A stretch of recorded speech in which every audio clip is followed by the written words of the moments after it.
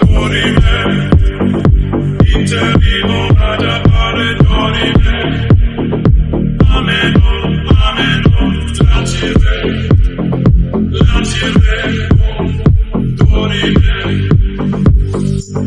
வீப்ளே trending நேயர்கள் எல்லாருக்கும் வணக்கம். நான் இசைக்கு இன்னைக்கு வலைப்பேச்சந்திரன் அவர்களுடைய ரொம்ப சிறப்பான விஷயங்கள், ஒரு படத்தை பற்றி இல்லை, ஒரு கதையை பற்றி சொல்ல போகிறாரு. அந்த கதைக்கான விஷயங்கள் எப்படி நடந்தது அப்படின்றத வாங்க கேட்கலாம். சார் வணக்கம் சார், எப்படி இருக்கீங்க சார்? வணக்கம், நல்லா இருக்கேன் சார். இப்போ இந்த டிசம்பர் மந்தில் நிறைய புது படங்கள்லாம் வந்துட்டு இருக்கு. அதுவும் இல்லை, வேற்றுமொழி படங்களில் அதுவும் நம்ம ரொம்ப விரும்பி பார்த்த சில ரசித்த நடிகர்கள் வந்து வாய்ஸ் கொடுத்துருக்காங்க. ஸோ நான் சொல்ல வந்த படம் வந்து முஃபாசான்ற ஒரு படம். இந்த முஃபாசா எப்படியெல்லாம் வந்து சில விஷயங்களை வந்து சொல்ல வருது, இந்த மாதிரியான படங்கள் வருவதற்கு ஒரு ஆரோக்கியமான செயல் என்ன? அதெல்லாம் தூக்கி தனியாக வைங்க. இப்போ பரபரப்பாக பேசுறது வந்து விடுதலை 2. ஓகே, விடுதலை 2 படம் வந்து நீண்ட காலமாக இங்கே எதிர்பார்க்கப்பட்ட படம். ஓகே, இந்த படம் ரிலீஸ் ஆகிருக்கு. இது மக்களை கவர்ந்ததா இல்லையாங்கிறது முதல் கேள்வியாக இருக்குது. இந்த படத்தில் இருக்கிற கண்டென்ட் வந்து பல விமர்சனங்களுக்கு உள்ளாகி இருக்குது. முக்கியமாக புலவர் கலிபெருமாள்ங்கிற கேரக்டரு, அந்த கேரக்டர் வந்து சரியாக வடிவமைக்கப்பட்டிருக்கா அப்படிங்கிறது ஒன்று. இப்போது நேற்று வந்து நான் ஒரு காணொளி பார்த்தேன். ரொம்ப முக்கியமான காணொலியாக அதை நான் பார்த்தேன். ஆக்சுவலாக வந்து ஒரு தோழர் தான் அவர் என்ன சொல்கிறாருன்னா, இந்த படத்திற்காக புலவர் கலிபெருமாள் குடும்பத்துக்கு நீங்கள் ஒரு ராயல்ட்டி மாதிரி ஒரு தொகையை கொடுக்கணும், நீங்கள் கொடுக்கக்கூடாதுங்கிறதுக்காகவே அதில் வந்து இந்த கதையில் வரும் சம்பவங்கள், பெயர்கள் யாவுமே கற்பனை தான், யாரையோ குறிப்பிடுற மாதிரி இருந்தால் கூட அது அவரை குறிப்பிடுவதில்லைங்கிற மாதிரிலாம் ஏதோ வெற்றிமாறன் வந்து ஒரு டிஸ்க்ளைமரை போட்டிருக்காரு. அதுக்கு காரணமே வந்து இந்த சங்க புலவர் கலிபெருமாள் குடும்பத்துக்கு எதுவும் செய்யக்கூடாதுங்கிறது தான் அப்படின்னு அவர் பேசியிருக்காரு. அதில் உண்மை இருக்கிற பட்சத்தில் இதை வந்து வெற்றிமாறன் கூர்ந்து கவனிக்கணும். அது வந்து முதல் கேள்வி, முதல் இது. அப்புறம் பார்த்திங்கன்னா, இந்த படம் வந்து முதல் பகுதி போல், அதாவது முதல் ஃபஸ்ட் பார்ட் வந்துச்சு, அது வந்து ரொம்ப என்டர்டெய்னிங்காக இருந்துச்சு. பட் இதில் வந்து என்டர்டெய்னிங் ரொம்ப குறைவாக இருக்குங்கிற மாதிரிலாம் பல பேர் சொல்கிறாங்க. பட் நான் பார்க்கும்பொழுது ஒரு சரியான படமாக இது இருந்துச்சு. நாம் வந்து இவ்வளவு ஸ்டெப்பு நகர்ந்து வந்திருக்கோம். இது நம்ம வந்து ஒரு 30-40 வருடத்துக்கு முன்னாடி இங்கே இருந்த அடக்குமுறைகள் இன்றைக்கி இருக்கான்னா இல்லை. அன்னைக்கு இருந்தது. அது யாரெல்லாம் வந்து அதை முறியடிக்க களத்தில் இறங்கினாங்க, நம்முடைய உரிமைகளை மீட்க கம்யூனிஸ்ட் எவ்வளவு இங்கே போராடி இருக்குது, திராவிடர் கழகம் எவ்வளோ போராடி இருக்குது அப்படிங்கிறதெல்லாம் இந்த படத்தில் சொல்கிறாங்க. எப்போவுமே இந்த பழைய வரலாறுகளை கடந்துட்டு இப்போ அன்றாட வாழ்க்கையில் நம்ம வந்து இன்றைக்கி ரீல்ஸு, சோஷியல் மீடியான்னு ரொம்ப போயிட்டோம். இப்போ வர்ற இளைஞர் கூட்டத்துக்கு எதுவுமே தெரிய மாட்டேங்குது, தெரிஞ்சுக்கணுங்கிற ஆர்வமும் அவங்களுக்கு இல்லை. ஸோ அப்படிப்பட்ட சூழலில் படத்தில் ஒரு டயலாக்கே வரும். இன்றைக்கி நீங்கள் வந்து ஞாயிற்றுக்கிழமை விடுமுறை கிடைக்கிது, 8 மணி நேர வேலை, ஷிஃப்ட்டு, போனஸு, இது எல்லாமே பேசுகிறோம்னா இதுக்கெல்லாம் வந்து போராடினவங்க நம்முடைய முன்னோர்கள்ங்கிற மாதிரி ஒரு கருத்து ஒன்று சொல்லுவார். அதுதான் உண்மை. அதாவது கொத்தடிமை மாதிரி வேலை பார்த்த ஒரு காலத்தில் நமக்குள்ளே ஒரு சங்கம் வேணும், அந்த சங்கம் இருந்தால் தான் நம்மளால் வந்து போராட முடியும் அப்படின்லாம் கொண்டு வந்தவர் இந்த புலவர் கலிபெருமாள். ஸோ இதெல்லாம் தான் இந்த படத்தில் வந்து சொல்கிறாங்க. அப்போது ஒரு வரலாற்றை நாம் தெரிஞ்சுக்கணுங்கிறதுக்காக எடுக்கப்பட்ட படமாக இருக்குது. அதில் வந்து கொஞ்சம் சுவாரஸ்யங்கள் குறைவாக இருக்கலாம், கூடுதலாக இருக்கலாம். அதெல்லாம் மன்னிச்சுட்டு இந்த மக்கள் இந்த படத்தை ஆதரிக்கணுங்கிறது தான் நம்முடைய முதல் வேண்டுகோளாக இருக்குது. அப்படி இந்த படங்களுடைய சில கருத்துக்கள்லாம் வந்து அது எப்படின்னா, நேர்மறையாக சில விஷயங்களை வந்து சொல்ல வர்ற கருத்துக்கள் எல்லாமே நீங்கள் சொன்ன மாதிரி ஒரு தொழிலாளி எப்படியெல்லாம் வந்து அடக்குமுறைக்கு உட்படுத்தப்படுறாங்க, ஸோ அந்த அவங்களுக்கு கிடைக்கக்கூடிய விடுதலை ஒரு சமூகமாக கூட இருக்கலாம், அப்படி தான் சில விஷயங்கள் வெளிப்படுத்துது. ஓகே, இந்த படங்களுடைய வெற்றி பயணம் இன்னும் இந்த ஒரு வாரங்களில் எப்படி அப்படின்றத நம்ம பார்த்துடலாம். அதுக்கடுத்து பார்த்தீங்க அப்படின்னாக்கும், இப்போ வரக்கூடிய அடுத்த சில ஜென்ரேஷன் படங்களாக கூட வேற்று மொழிகளில், அதாவது வந்து ஒரு கார்ட்டூன் படம், அந்த கார்ட்டூன் படத்துக்கு சில வாய்ஸ் வந்து அந்த முஃபாசான்ற ஒரு விஷயம். ஸோ இந்த செயல் வந்து எப்படி, நம்ம சிங்கம்புலி அண்ணனாக இருக்கட்டும் அவர் வாய்ஸ் கொடுக்குறாரு, ரோபோ சங்கராக இருக்கட்டும் அதுக்கு ஒரு வாய்ஸ் கொடுக்குறாரு, மகேஷ் பாபு அவருடைய மொழிக்கு அவர் வாய்ஸ் கொடுக்குறாரு. ஸோ இந்த மாதிரியான விஷயங்களை எப்படி அவங்கெல்லாம் வரவேற்கிறாங்க, எப்படி அதுக்குள்ளே ஒத்துக்கிறாங்க இந்த மாதிரி விஷயங்கள்? இல்லை, முதல்ல இந்த மாதிரி வந்து கார்ட்டூன் படங்களுக்கு நமக்கு கேள்விப்பட்ட குரல்கள் இருந்தால் தான் நம்மளால் வந்து இன்னும் கொஞ்சம் அடாப்ட் பண்ண முடியாது. ஸோ அதில் வந்து இவங்கெல்லாம் முன் வந்து குரல் கொடுப்பது ரொம்ப முக்கியம். இன்னொன்று, இந்த காமெடியன்ஸ் எல்லாம் குரல் கொடுக்கும்போது நம்ம ரொம்ப அதை கேட்டு பழகின குரலாக இருக்கும்.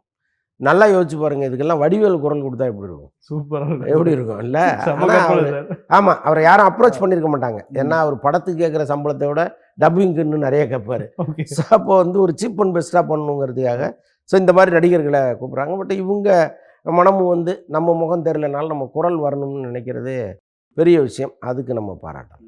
அப்புறம் இப்போ அந்த இந்த ஆண்டுகள்லயே நிறைய படங்களுடைய சில வரிசைகள் எடுத்துக்கிட்டா, இப்போ கங்குவா வந்து அதுக்கு சில எப்பவுமே நெகட்டிவாவே பேசிக்கிட்டே இருக்காங்க. ஆனா அதுக்கும் நிறைய பேர் வந்து பாசிட்டிவா எனர்ஜி. ஸோ இந்த மாதிரியான விஷயம்லாம் சூப்பரா பண்ணிட்டாங்கப்பா. ஏன் இந்த இதெல்லாம் ஏத்துக்க மாட்டேங்கிறீங்க? ஏதோ ஒரு விஷயத்த நீங்க மறைக்க போய் இத வந்து கங்குவா தான் காரணம் அப்படின்றத சொல்லக்கூடாதுன்னு. எதுக்கு இத சொல்ல வரேன்னா, ஸோ இந்த ஆண்டுகள்லயே வந்து தமிழ் சினிமாவுக்கான நிறைய பெரிய படங்கள்லாம் வர மாதிரி இருந்தது. ஸோ இந்த கங்குவா ஒரு மைனஸ் ஆனதுனால, அந்த படங்கள ரிலீஸ் பண்றதுக்கு இந்த ஆண்டு ரொம்ப யோசிக்கிறாங்க. அப்படின்றது இந்த சமூக வலைதளங்கள்ல பரப்பி விடுறாய்ங்க. இது எப்படி சார்? இல்லை அப்படி கிடையாது. ஒரு படம் தோல்வி அடைஞ்சிருச்சுங்கிறதுக்காக இன்னொரு படத்தை நிறுத்தி வைக்கிற வழக்கம்லாம் இங்கே கிடையாது. அது தோல்வி ஆயிடுச்சு அவ்வளோதான். இப்போ அதுக்கப்புறம் பெரிய படங்கள் வருவதற்கான சூழல் இருக்காங்கிறத முதல்ல பார்க்கணும். இன்னொன்று அந்த படங்கள்லாம் முடிச்சு வச்சிருக்காங்களான்னு பார்க்கணும். இப்போ அது இந்த கங்குவாவுக்கு பிறகு தமிழில் பெரிய படங்கள் அப்படின்னு பார்த்தீங்கன்னா பெரிய ஆர்டிஸ்ட் படம் தான். அப்படி பார்த்தீங்கன்னா அஜித் படம் தான் இப்போ வர வேண்டியது இருக்குது. தெலுங்கு படம் வந்து கேம் சேஞ்சர் இருக்குது. இருந்தாலும் தமிழ் பட இயக்குனர் சங்கர் பண்ணதுனால தமிழ்நாட்டில் அதுக்கு ஒரு எதிர்பார்ப்பு இருக்குது. அப்போ இந்த மாதிரி படங்கள் எல்லாமே பெரிய படங்கள் தான். இப்போ கேம் சேஞ்சர் படத்தை பொறுத்தளவுக்கு ஒரு பாட்டுக்கே 10 கோடி ரூபா செலவு பண்ணியிருக்காங்க. 8லேருந்து 10 கோடி ரூபா ஒவ்வொரு பாட்டுக்கும் செலவு பண்ணியிருக்காரு. கிட்டத்தட்ட 6 பாட்டு இன்ட்டு 60 கோடி பாட்டுக்கே செலவு பண்ணியிருக்காங்கன்னா நீங்கள் யோசிச்சு பாருங்களேன். அப்போ அது ஒரு முக்கியமான படமாக கருதப்படுது. அதனால் பெரிய பட்ஜெட் படங்கள் எதுவும் கங்குவாவுக்காக நிறுத்தப்படலை. கங்குவா வந்துச்சு ஓடலை, அது ஒரு பெரிய ஷாக்கு. நிஜமாகவே ட்ரேட் வட்டாரங்கள்லேயும் அது ஒரு ஷாக்கு, தயாரிப்பாளர் வட்டாரத்துக்கும் அது ஒரு பெரிய ஷாக்காக அமைஞ்சுது. அவ்வளோதான். இப்போ இந்த படம் வந்த பிறகு இங்கே வந்து ஒரு முக்கியமான விஷயம் நடந்திருக்கு. அதை வேணால் நம்ம பாராட்டலாம். என்னென்னா இப்போ ஒரு படம் திரைக்கு வரும் பொழுது விமர்சகர்கள் ஒரு பக்கம், சோஷியல் மீடியா விமர்சகர்கள் ஒரு பக்கம், கையில் ஃபோன் வைத்திருக்கிற கூட்டம் இன்னொரு பக்கம், இவங்க 3 பேருமே சேர்ந்து அந்தந்த படங்களை அடித்து காலி பண்ணுறாங்க அப்படிங்கிற ஒரு கருத்து படைப்பாளிகள் மத்தியில் வந்திருக்கு. இது உண்மையானா கிடையாது. இப்போ அவங்க நினைக்கிறது வந்து முழுக்க முழுக்க சரியான விஷயமானா கிடையாது. ஏன்னா எல்லா படத்தையுமே இப்படி எல்லாருமே அடிச்சிடுறது இல்லை. பாராட்ட வேண்டிய படங்களை பாராட்டுறாங்க, விமர்சனம் பண்ண வேண்டிய படங்களை விமர்சனம் பண்ணுறாங்க. ரொம்ப மக்கள்கிட்ட ஒரு ஃபால்ஸ் ஹோப் கொடுத்துட்டு வர்ற படத்தை ரொம்ப அடிக்கிறாங்க. அப்படி தான் கங்குவா மாட்டிக்கிச்சே தவிர அதன் மீது ஒரு தனிப்பட்ட வன்மங்கிறதெல்லாம் பெருசாக இல்லை. ஓரளவுக்கு அதில் ஒரு அரசியல் எதிர்ப்பு இருந்துச்சு. இப்போ ஆக மொத்தம் வந்து இந்த மாதிரி எதிர்ப்பை நாமளும் வந்து பதில் சொல்லி சரி பண்ணணும்னு நினைக்க படைப்பாளிகள் இப்போ ஒன்று கூடியிருக்காங்க. இப்போ நீங்கள் பல மேடைகளில் பார்த்தீங்கன்னா தெரியும், எல்லாருமே மைக்கை பிடித்து கங்குவா குறித்து பேசுகிறாங்க. கங்குவா வந்து இப்படி காலி பண்ணிட்டீங்க, கங்குவா வந்து விமர்சகர்கள் காலி பண்ணிட்டாங்க, கங்குவா சோஷியல் மீடியா காலி பண்ணிடுச்சு, இதெல்லாம் ரொம்ப தப்புன்னு கங்குவா குறித்தே எல்லாரும் பேசிகிட்டு இருக்காங்க. அப்போ என்ன காரணம் அப்படின்னா, நம்ம படம் நாளைக்கு வரும்போது இந்த மக்கள் வந்து சோஷியல் மீடியாவில் சொல்லிட்டான், அதனால் நம்ம போகக்கூடாது. ஒரு பெரிய விமர்சகர், அவர் சிவப்பு சட்டை போட்டிருக்காரு, வெள்ளை சட்டை போட்டிருக்காரு, நீல சட்டை போட்டிருக்காரு, அவர் சொல்லிட்டாரு, அதுக்காக நம்ம போகக்கூடாது அப்படிலாம் இருக்கக்கூடாது. விமர்சகர்கள் இப்படி தான் இருப்பாங்கங்கிற ஒரு பிம்பத்தை இந்த மக்கள் மத்தியில் அவங்க கட்டமைக்கிறாங்க. நான் என்ன சொல்கிறேன், நீங்கள் கங்குவா செஞ்ச ஒரே நன்மை அதுதான். இவங்களையெல்லாம் ஒன்று கூட வச்சது தான் கங்குவா செஞ்ச ஒரே நன்மை. இன்னைக்கு பல மேடைகளில் பார்த்தீங்கன்னா கங்குவா குறித்து பேசாதவர்களே கிடையாது. இப்போ நேற்று கூட சமுத்திரக்கனி வந்து ஒரு மேடையில் பேசியிருக்காரு, பால் கொடுக்குற தாயின் மார்பை அறுத்தத்துக்கு சமம் கங்குவா படத்தின் மீது இவர்கள் வைத்த விமர்சனம் அப்படின்னு சொல்லியிருக்காரு. ஸோ அந்தளவுக்கு காட்டமெல்லாம் பல பேர் இன்றைக்கி விமர்சனம் பண்ணுறாங்க. ஆனால் இப்போ விடுதலை வந்திருக்கு. விடுதலை படத்தை அப்படி யாராவது அடித்தாங்களா? விடுதலை படத்தில் நிறைய குறைகள் இருக்குது. இந்த படம் வந்து லேகாக இருக்குது, நிறைய பேசிகிட்டே இருக்காங்க. இதெல்லாம் ஒரு பக்கம் ட்ரோல் பண்ணால் கூட கங்குவா அளவுக்கு பண்ணாங்களான்னா இல்லை. ஏன் பண்ணல அப்படின்னா, இந்த படத்தில் ஒரு கண்டென்ட் இருக்குது, ஒரு நேர்த்தியான ஒரு விஷயம் சொல்லப்பட்டிருக்கு. ஸோ இதெல்லாம் வந்து உங்களுக்கு பிடிச்சிருக்கு. அப்போ ஏன் கங்குவா அளவுக்கு இது அடிக்கலைன்னா பரவாயில்லாத படமாக இருக்குங்கிறதுனால தான். அப்போ படத்தின் தன்மையை பொறுத்து தான் இந்த விமர்சனங்கள் வருதுங்கிறத முதல்ல இவங்க புரிஞ்சுக்கணும். பட் நீங்கள் கங்குவா கேட்டதுனால நான் சொல்கிறேன், இது ஒரு நன்மையை பண்ணியிருக்கு, படைப்பாளிகளே ஒன்று கூட வச்சிருக்கு. Super super. பாலா அவர்களுடைய படைப்பில் வரக்கூடிய படம் வணங்கான். இந்த வணங்கானுக்குரிய மிகப்பெரிய ஒரு ஆடியோ லான்ச் இப்போ சமீபத்தில் நடந்தது. அது நிறைய பேர் வந்து நிறைய பாராட்டுதலுக்கும் உள்ளானார் பாலா அவர்கள். அவருடைய 25 ஆண்டு கால இந்த ஒரு படைப்பில் வணங்கான். சரி, அப்படி அவர் மட்டும்தான் அந்த பாராட்டு விழாவுக்கான ஒரு விஷயங்கள் நடக்கும்னு பார்த்தா, கிட்டத்தட்ட அவர் மூலமா பெரிய நாயகனாக ஆன ஒவ்வொருத்தருமே அவருக்கு வந்து இன்னைக்கு வரையும் நன்றி கடன் செலுத்துறாங்க. அதுல முதல் வகையில சூர்யா அவர்கள் தான் வந்து மிகப்பெரிய பாராட்டுதலுக்கு அவர் உள்ளாகுறாரு. ஸோ இது மாரி நெறைய பேர் வந்திருக்காங்க. இதுல யார் யாரெல்லாம் வந்து நெறைய விஷயங்கள் அது என்னன்னா, நமக்கு வந்து இப்போ ஸ்க்ரீன்ல தெரிஞ்ச விஷயங்கள சொல்ல, அ ஸ்க்ரீனுக்கு பின்னாடி நெறைய விஷயங்கள் உண்மைகள் இருந்திருக்கும். நெறைய பேரு பாராட்டணும்னு நெனச்சிருப்பாங்க. அதுக்கான நேரம் கிடைச்சிருக்காது. இல்ல அவங்களுக்கு வாய்ப்பு கிடைச்சிருக்காது. ஸோ அந்த மாரியான ஏதாவது ஒரு சுவாரஸ்யமான விஷயங்கள் ஏதாவது நடந்திருக்காங்க? இப்போ வணங்கான்ல வந்து ஆ, பாலாவுக்கு கடமைப்பட்டவர்கள் நிறைய பேர் இருக்காங்கன்னு நீங்கள் சொன்னீங்க. கடமைப்பட்டவர்கள் எல்லாருமே வந்தாங்களான்னா வரல. இப்போ விக்ரம் முக்கியமாக வந்திருக்கணும். ஏன்னா எனக்கு நல்லா தெரியும். சேதுவுக்கு முன்பு விக்ரம் எப்படி இருந்தாருங்கிறது எனக்கு நல்லா தெரியும். அவர் வந்து சேதுவை ரொம்ப எதிர்பார்த்துட்டு இருந்தார். அதுக்கு முன்னாடி வந்த எந்த படமும் அவருக்கு ஓடவே இல்ல.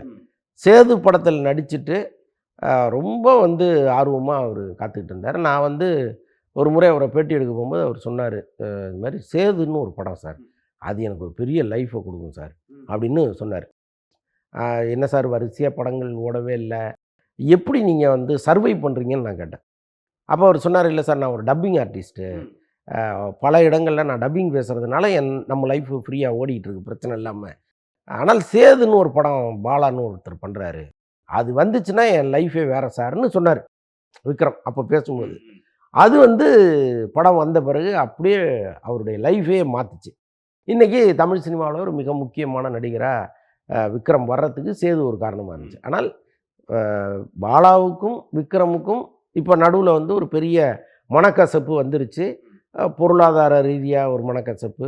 அதை தாண்டி தன்னுடைய மகனை ஹீரோவாக்கணும்னு நெனச்ச விக்ரம் வந்து பாலாவ தான் சஜெஸ்ட் பண்ணாரு. "நீங்க தான் இந்த படத்த பண்ணணும். என் பையன நீங்க தான் வந்து பெரிய ஆளா கொண்டு வரணும்னு" சொன்னாரு. விக்ரம் நெனச்சிருந்தா ஒரு சங்கர்ட்டயோ, ஒரு மணிரத்னத்திட்டயோ கொண்டு போய், "என் பையன நீங்க உருவாக்கி குடுங்க சார்ன்னு" கேட்டிருக்கலாம். ஆனால் அவர் பாலாவ தான் நம்புனாரு. ஆனால் அந்த நம்பிக்கையை பாலா பொய்யாக்கிட்டார். இதன் மூலம் வந்து அவங்க 2 பேருக்குள்ள ஒரு கருத்து வேறுபாடு வந்துருச்சுங்கிறது உண்மை. வரத்தான் செய்யும். ஆனால் இவ்வளவு பெரிய ஒரு நிகழ்ச்சி பாலாவுக்கு வந்து பாலா 25ன்னு ஒரு நிகழ்ச்சிய நடத்தும் பொழுது, விக்ரம் வந்து இந்த இந்த இதெல்லாம் மறந்துட்டு, சேது காலத்துல ஒரு விக்ரம் இருந்தார்ல. எதுவா இருந்தாலும் பாலா, பாலான்னு சொல்லிக்கிட்டு இருந்த ஒரு விக்ரம் இருந்தார்ல. அவரு இந்த இடத்துல வந்திருக்கணும்னு நான் நெனச்சேன். அது எப்படி வந்து ஒருத்தர் பல கோடிகள இழந்திருக்காரு. பையன் முன்னாடியே வந்து அவமானப்பட்டுருக்காரு. அவரு எப்படி அதெல்லாம் மறக்கணும் அப்படின்னு பல பேர் கேட்பாங்க. ஆனால் இன்னைக்கு நீங்க இருக்கிற பேஸே பாலா தானே. ஆமா. அப்ப நீங்க அதை மறப்பதுல தவறு இல்ல தானே. கண்டிப்பா. ஸோ அதனால வந்து அத பண்ணியிருக்கணும்ங்கிறது என்னுடைய விருப்பம். ம். ஆனால் விக்ரம் வந்து சென்னையில இருந்துகிட்டே வெளிநாட்டுல இருக்கிறதா ஒரு பொய்ய சொல்லிட்டு இருந்துட்டாரு. ஆனா சென்னையில தான் இருக்காரு.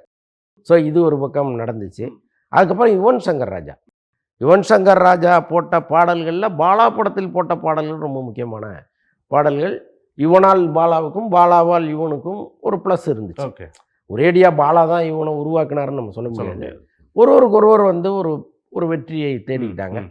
ஸோ அப்படி இருக்கிற சூழல்ல யுவன் சங்கர் ராஜா ஃபோனை எடுக்கவே இல்ல. என்ன காரணம் அப்படின்னா, இவங்க நமக்கு ஃபோன் பண்றாங்கன்னா, எதுக்காக ஃபோன் பண்ணுவாங்க? பாலா 25 நிகழ்ச்சி இருக்கு வாங்கன்னு கூப்பிட தான் பண்ணுவாங்க. அப்ப நம்ம இத எடுக்கக்கூடாது. அப்படின்ட்டு பர்ப்பஸா யுவனும் எடுக்கல, யுவனுடைய மேனேஜரும் எடுக்கல. கரெக்ட்டா இன்னார்ட்டேருந்து கால் வந்தா அத எடுக்காதீங்க அப்படின்ட்டு ஸ்டாப் பண்ணாங்க. அதுக்கப்புறம் பார்த்தீங்கன்னா, வேற அங்க வர வேண்டிய முக்கியமான நடிகர் யாருன்னா விஷால். விஷால் அண்ட் ஆர்யா. ம். அவங்க 2 பேரும் வச்சு 2 பேரும் அவன் இவன்னு அவன் ஒரு இவன். படம் ஒண்ணு பண்ணாரு. விஷால் அதுக்கு முன்னாடி வந்து நடிச்சாரு. ஹிட்டெல்லாம் குடுத்தாரு. அதில ஒண்ணும் மாற்று கருத்து இல்ல. ஆனால் ஒரு பெர்ஃபார்மன்ஸ் பண்ணக்கூடிய ஒரு நடிகரா, இவர்ட்ட என்ன குடுத்தாலும் இவரால செய்ய முடியுங்கிற ஒருத்தர உருவாக்குறது இருக்குல்ல, அந்த ஒரு அந்தஸ்தை உருவாக்குனது பாலா தான் பாலா. விஷாலுக்கு. ம். அது வந்து இந்த கண்ண ஒரு மாரி 1 1/2 கண்ணா ஆமா. வச்சுக்கிட்டு படம் முழுக்க அவர் நடிச்சது. பின்னால விஷாலுக்கு அது ஒரு பெரிய உடல்நல பிரச்சனைய ஏற்படுத்துச்சு. ஓஹோ! ம். இப்ப இன்னைக்கும் வந்து விஷாலுக்கு வந்து பயங்கரமான ஒத்த தலைவலி வருமாம். அத வந்து அவரால சமாளிக்கவே முடியாத அளவுக்கு வருது. அதுக்கு காரணம் என்னன்னா, அ வ விஷாலுடைய ஒரு கண்ண வந்து இழுத்து தச்சுட்டாங்க. நீங்க அந்த கண்ணு ஒரு கண்ணு ஒரு முழி ஒரு பக்கம், இன்னொரு முழி இப்படி இருக்கும். ஒரு மாரி ஏறுக்குமாறா இருக்கும். அத வந்து நீங்க கொண்டு வந்து வச்சுட்டு படம் முழுக்க நடிக்க முடியாது. நிச்சயம் முடியாது. அப்போ எங்கேயோ ஒரு இடத்துல வச்சு அத பெர்மனன்ட்டா தச்சு விட்டுருக்காங்க. ம். ம். ஸோ இது வந்து அவருக்கு ஒரு பெரிய பாதிப்பை ஏற்படுத்தி, இன்னைக்கு ரொம்ப ஒரு ஒரு ஒரு எரிச்சலின் உச்சத்தில் அவர் இருக்கார். ஆனால் அந்த படம் அவருக்கு ஒரு பெரிய பேரை வாங்கி கொடுத்துச்சு. இன்னைக்கு அதெல்லாம் மனசில் வச்சுக்கிட்டு நம்ம எதுக்கு பாலா எதுக்கு போகணும்னு அவரும் வந்து பர்பஸாகவே இவங்க ஃபோன் பண்ணதெல்லாம் எதையுமே எடுக்கல. ஸோ இது மாதிரி பல விஷயங்கள் நடந்துருச்சு. ஆனால் இதையெல்லாம் மீறி அங்கே சூர்யா வந்தது தான் பெரிய ஹைலைட் ஆகிப்போச்சு. ஒருவேளை சூர்யாவும் வராமல் இந்த நிகழ்ச்சி நடந்ததுன்னு வைங்களேன், நிச்சயமாக இது ஒரு பெரிய நிகழ்ச்சியாகவே மாறி இருக்காது. நீங்கள் யாரோ வராங்க யாரோ போகிறாங்க அப்படிங்கிறதெல்லாம் தாண்டி பாலா உருவாக்குனவர்களில் முக்கியமானவர் யாருன்னா சூர்யா. இப்போ அவரு வந்துட்டார். அவர் வந்து உள்ளபடியாக ரொம்ப கோவப்பட வேண்டியவர் அவர் தான். அவருக்கு தான் பாலாவால் 10 கோடி ரூபா லாஸு இந்த இந்த வணங்கான் படத்தை ட்ராப் பண்ணது. ஆமா ஆமா. ஸோ ஆனால் அவர் வந்து அதெல்லாம் மனசில் வச்சுக்காம எங்கள் அண்ணன் அப்படின்னு சொல்லிட்டு வந்து நின்னதோடு இல்லாமல் ஒரு தங்க சங்கிலியும் அவருக்கு போட்டு பெருமைப்படுத்தி அந்த மேடையில் நிச்சயமாக சூர்யாவினுடைய குணத்தை வந்து நம்ம பாராட்டணும். ஆனால் ஒட்டு மொத்தமாக எல்லார் வாயையும் அடைக்கிற மாதிரி வந்து நின்னார் பாருங்க, அதான் அஜித். எம்ஜிஆருக்கு பிறகு கொஞ்சம் பேருன்னா அதில் அஜித் ரொம்ப முக்கியமான இடத்துல இருக்கார். நமக்கு தெரிந்து தமிழ் சினிமாவில் ஒரு ஆகப்பெரிய கலைஞன்னா பாக்கியராஜ் தான். அப்படி இருக்கிற ஒரு மனிதருக்கு இங்கே என்ன பெரிய மரியாதை செஞ்சுட்டாங்கன்னா ஒன்றுமே இல்லை.